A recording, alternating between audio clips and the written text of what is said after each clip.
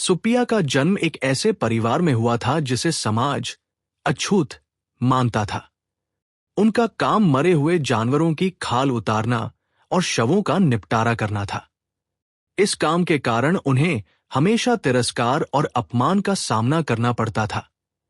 लोग उन्हें देखकर घृणा करते थे और उनके आसपास भी आने से कतराते थे। सुप्पिया अपने जीवन से बहुत दुखी थे और उन्हें समझ में नहीं आ रहा था कि वे किस अपराध की सजा भुगत रहे हैं। एक दिन जब गौतम बुद्ध अपने शिष्यों के साथ मगध राज्य के एक गांव में आए, तो सुप्पिया ने सुना कि एक महान संत अपने उपदेशों से लोगों का जीवन बदल रहे हैं। उन्होंने भी बुद्ध से मिलने का निर्णय लिया, लेकिन ये जानते हुए कि उन्हें उनकी जाति के कारण प्रवेश नहीं मिलेगा, वे उदास हो गए। फिर भी उनके मन में एक आशा जगी और वे बुद्ध के पास पहुंचे। जब वह बुद्ध के पास पहुंचे तो बुद्ध ने उनसे पूछा, तुम कौन हो और क्या चाहते हो? सुप्पिया ने उत्तर दिया, भगवान, मैं एक अछूत हूं। मेरा जीवन दुख और अपमान से भरा है। मैं जानना चाहता हूं कि मैं इस पीड़ा से कैसे मुक्त हो सकता हूं। बुद्ध ने उन्हें ध्यान से सुना और मुस्कुराते हुए कहा, तुम्हारा जन्म किस जाति में हुआ यह महत्वपूर्ण नहीं है। महत्वपूर्ण यह है कि तुम कैसे जीते हो, क्या सोचते हो और क्या करते हो। सभी मनुष्य समान हैं और प्रत्येक व्यक्ति अपने कर्मों के आधार पर उन्नति या अवंति प्राप्त करता है। यदि तुम सत्य, अहिंसा और करुणा का पालन करते हो तो तुम किसी भी उच्च जाति के व्यक्ति से कम नहीं हो। बुद्ध के ये शब्द सुनकर सुप्पिया के मन में नया आत्मविश्वास और आशा का संचार हुआ। उन्होंने बुद्ध से दीक्षा लेने की इच्छा प्रकट की। बुद्ध ने उन्हें भिक्षु के रूप में स्वीकार किया और उन्हें संघ का सदस्य बना लिया। ये घटना उस समय की सामाजिक व्यवस्था के खिलाफ एक क्रांतिकारी कदम था। बुद्ध ने इस कदम के माध्यम से ये संदेश दिया कि धर्म और आध्यात्मिकता के मार्ग में जाति, वर्ग और जन्म के आधार पर कोई भेदभाव नहीं होना चाहिए। सुप्पिया ने बुद्ध के मार्गदर्शन में कठोर साधना की।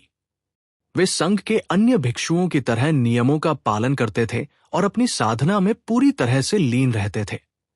बुद्ध ने उन्हें शिक्षा दी कि समस्त प्राणियों के प्रति करुणा और प्रेम का भाव रखना चाहिए और उनके दुख को समझकर उनकी मदद करनी चाहिए। धीरे धीरे सुप्पिया ने अपनी साधना में प्रगति की और अंततः उन्होंने निर्वाण प्राप्त किया। उनकी ये साधना और बुद्ध के प्रति समर्पण ने उन्हें समाज में एक उच्च स्थान दिलाया। सुप्पिया की ये कहानी न केवल उनके व्यक्तिगत जीवन की कहानी है, बल्कि ये उस समय के सामाजिक ढांचे में बुद्ध द्वारा लाए गए बदलावों की भी कहानी है। बुद्ध ने न केवल सुप्पिया को बल्कि कई अन्य अछूतों और समाज के निचले वर्गों के लोगों को अपने संघ में स्थान दिया और उन्हें आध्यात्मिक मुक्ति का मार्ग दिखाया।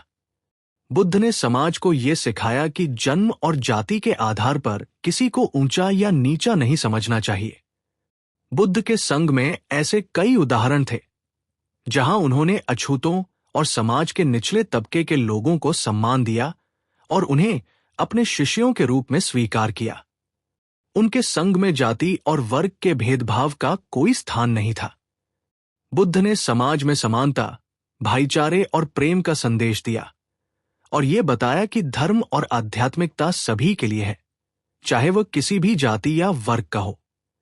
सुप्पिया की इस कहानी का महत्व आज भी है। यह हमें यह सिखाती है कि जाति, वर्ग और सामाजिक भेदभाव से ऊपर उठकर हमें सभी मनुष्यों को समान दृष्टि से देखना चाहिए।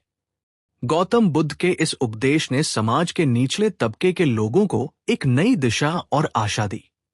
उन्होंने ये संदेश दिया कि मनुष्य का मूल्य उसके कर्मों से होता है, न कि उसके जन्म से। बुद्ध की शिक्षाओं का ये पहलू भारतीय समाज के लिए बहुत महत्वपूर्ण था, क्योंकि उस समय समाज जाति-पाति के जाल में बुरी तरह फंसा हुआ था। बुद्ध ने इस जाल को तोड़ने का प्रयास किया और समाज को एक नई दिशा दी।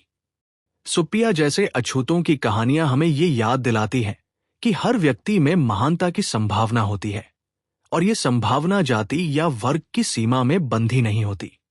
आज भी बुद्ध की शिक्षा हमारे लिए प्रासंगिक है। समाज में व्याप्त जातिगत भेदभाव और असमानता को मिटाने के लिए हमें बुद्ध के मार्ग का अनुसरण करना चाहिए।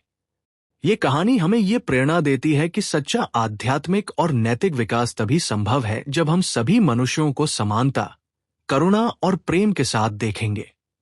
सीख: गौतम बुद्ध की शिक्षाएं और सुप्पिया की ये कहानी हमें समाज में व्याप्त भेदभाव और असमानता के खिलाफ लड़ने का साहस देती है।